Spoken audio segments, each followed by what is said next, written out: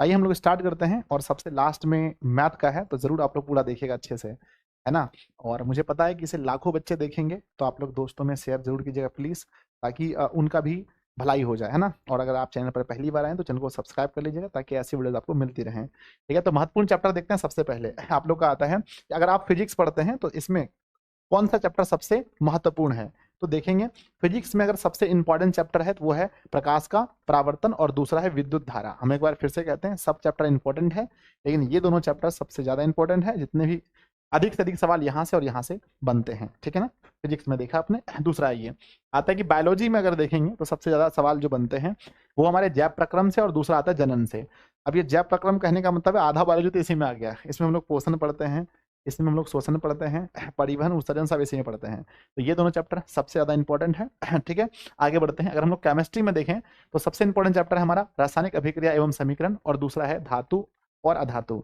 अगर मैं धातु धातु को अगर रिप्लेस करना चाहूंगा तो इसके जगह पर क्या हो सकता है, इसके जगह पर हो सकता था कार्बन चैप्टर, ठीक है ना। तो ये दोनों सबसे ज्यादा इंपॉर्टेंट है। इसके बाद अगर कोई इंपॉर्टेंट है तो वो है कार्बन चैप्टर, ठीक है ना। ये हो गया ना। तो इन दोनों चैप्टर को बहुत सुंदर तरीके से पढ़ लीजिएगा। आइए, बहुत आप लोग के अंदर एक्साइटमेंट है जानने का कि हर बुक का हमें जानना है सर। आइए जान लीजिए, ठीक है ना। हिस्ट्री में सबसे इंपॉर्टेंट चैप्टर कौन सा है, तो पहला और चौथा। पहला है भारत में राष्ट्रवाद, सॉरी यूरोप में राष्ट्रवाद, और चौथा है भारत में राष्ट्रवाद, ठीक है। लगभग हिस्ट्री के 70% सवाल जो हैं वो यही दोनों चैप्टर से बनते हैं। तो आप इन दोनों चैप्टर को बहुत अच्छे से ध्यान देंगे, चाहे ऑब्जेक्टिव, लघु उत्तरीय, दीर्घ उत्तरीय। आता है ज्योग्राफी में हमारा सबसे इंपॉर्टेंट क्या है, तो एक है ना, ये तो चैप्टर आधा बुक ही है, भारत भारत संसाधन एवं उपयोग, ठीक है। अगला आता है हमारा निर्माण उद्योग। तो ये दो चैप्टर सबसे ज्यादा इंपॉर्टेंट है। और आप हमसे अगर पूछेंगे कि सर ये बताइए कि हमारा पॉलिटिकल साइंस में कौन कौन इंपॉर्टेंट चैप्टर है, तो मैं बोलूंगा पहला नंबर, सॉरी दूसरा और तीसरा, भारत है ना सत्ता में साझेदारी की कार्यप्रणाली, और दूसरा है लोकतंत्र में प्रतिस्पर्धा एवं संघर्ष, ठीक है ना। इसमें हम लोग पढ़ते हैं, इसमें हमारे पंचायत की चर्चा है, ठीक है। यहाँ पर हम लोग पढ़ते हैं कि इसमें हमारा जो भी हम लोग पढ़ते हैं ना कि आपातकाल की घोषणा वगैरह, छात्र आंदोलन, ये सब यहाँ आता है, ठीक है।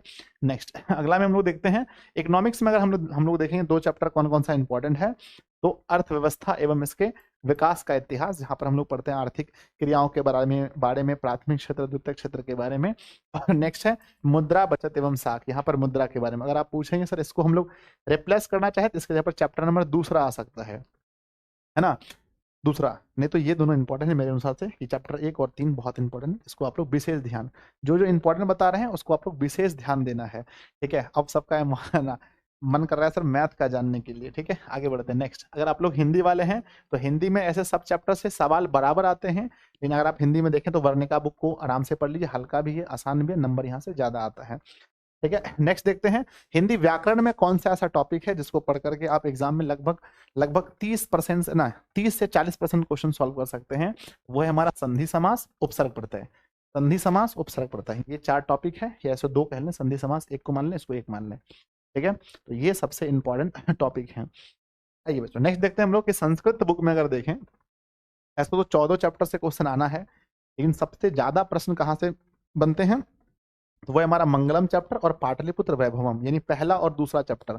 इससे सबसे ज्यादा सवाल परीक्षा में पूछा जाता है। चलिए अब जानने की बारी है संस्कृत व्याकरण से क्या क्या आता है। संस्कृत व्याकरण से अगर हम देखें कौन कौन सा सबसे इंपॉर्टेंट है, तो वो हमारा उपसर्ग, प्रत्यय, शब्दरूप और समास, ये 4 टॉपिक हैं। सबसे ज्यादा सवाल लगभग 8 से 10 सवाल हमारा उपसर्ग प्रत्यय से आता है, और शब्द रूप से हमारा कम से कम 5 सवाल, और 5 सवाल यहाँ से।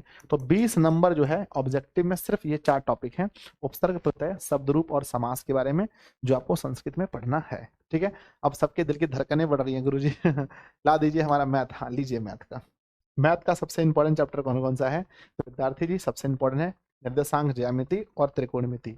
ये 2 चैप्टर सबसे ज्यादा इंपॉर्टेंट है।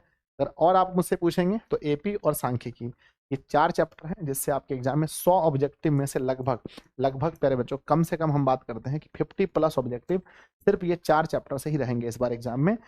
आप देख सकते हैं, ठीक है। तो आप लोग अब इन चैप्टरों को बहुत अच्छे से पढ़ लीजिए, इन पर थोड़ा विशेष ध्यान दीजिएगा।